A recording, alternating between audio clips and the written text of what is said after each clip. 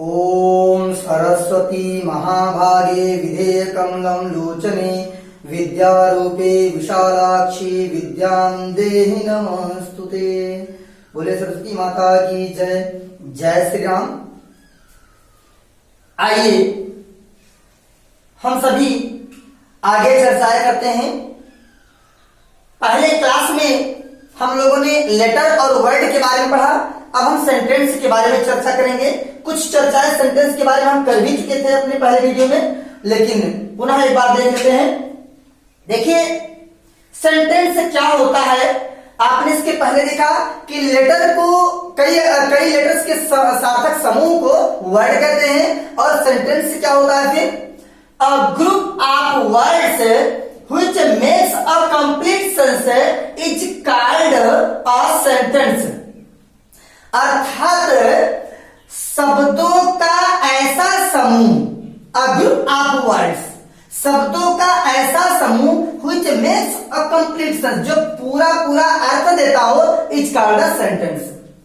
अर्थात शब्दों का ऐसा समूह जो पूरा अर्थ देता हो उसे हम सेंटेंस कहते हैं। कई शब्दों का मेल हो और अर्थ देता हो, लेकिन ध्यान रखेंगे अर्थ अगर नहीं दे रहा है तो वो सेंटेंस नहीं होगा। जैसे यहाँ पर लिखा हुआ आप देख रहे हैं, अ बॉय रन्स, एक बालक दौड़ता है, एक लड़का दौड़ता है। इसमें 1 2 3 शब्द आए हुए हैं और तीनों शब्दों के मेल से एक अर्थ भी निकल रहा है और ये हमारा एक सेंटेंस है। लेकिन अभी ये लिखा होता रन्स बॉय अ, इधर का उधर लिखा होता, सिस्टम में ना होता, तो ये हमारा वाक्य यानी कि सेंटेंस ना कहलाता। यानी कि शब्दों के ग्रामर के अनुसार क्रमबद्ध समूह को, जो सिस्टमेटिक समूह, उसे हम क्या कहते हैं, सेंटेंस कहते हैं।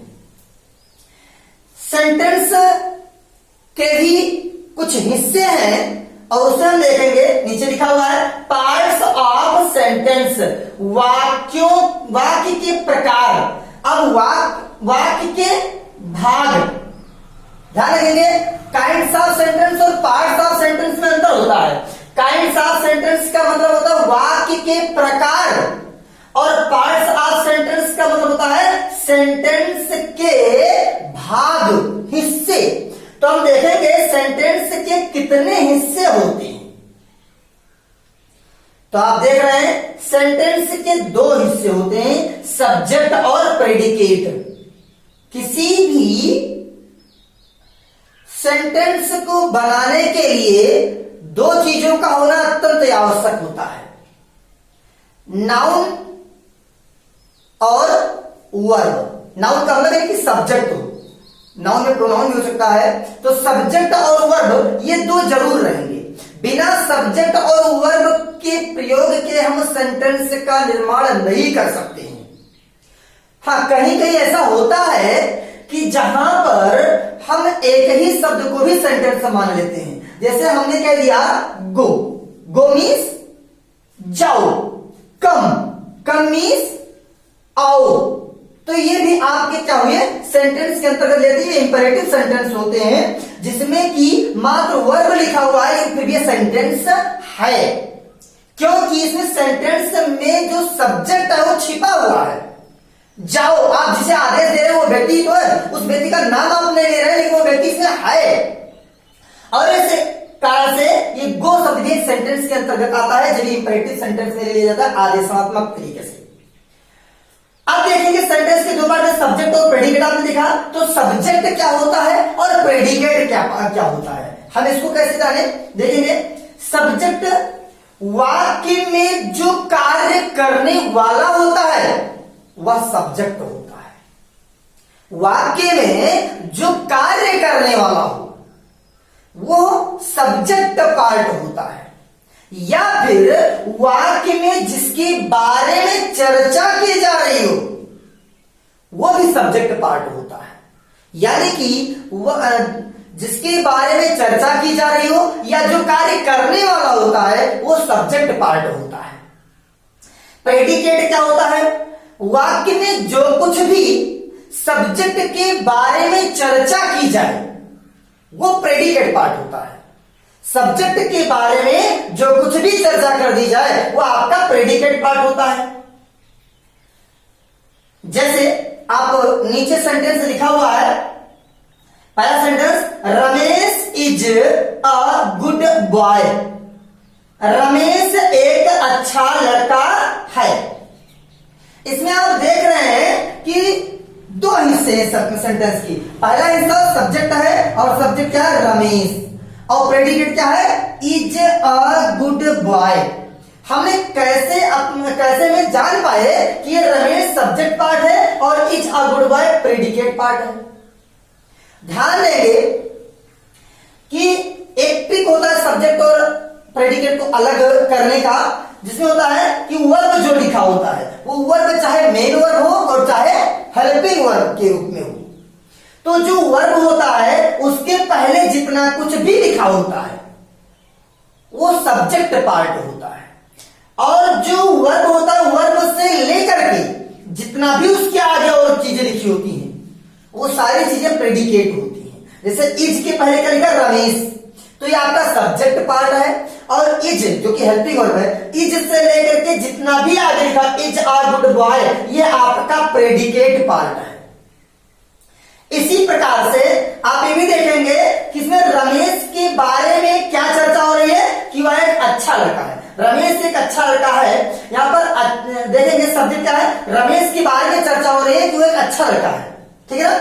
और प्रेडिकेट क्या होता है, जो सब्जेक्ट के बारे में चर्चा की जाए। जैसे एक अच्छा लड़का होना किसके बारे में चर्चा हो रही है, रमेश के बारे में, तो रमेश के बारे में चर्चा हो रही है एक अच्छा लड़का होना, तो ये आपका प्रेडिकेट पार्ट हुआ।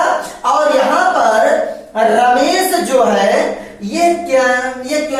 रमेश जो है ये सब्जेक्ट पार्ट है, क्योंकि वाक्य में इसी के बारे में चर्चा हो रही है, और इसके बारे में क्या चर्चा हो रही है कि रमेश क्या है, अच्छा लड़का है, इसके बारे में चर्चा हो रही है।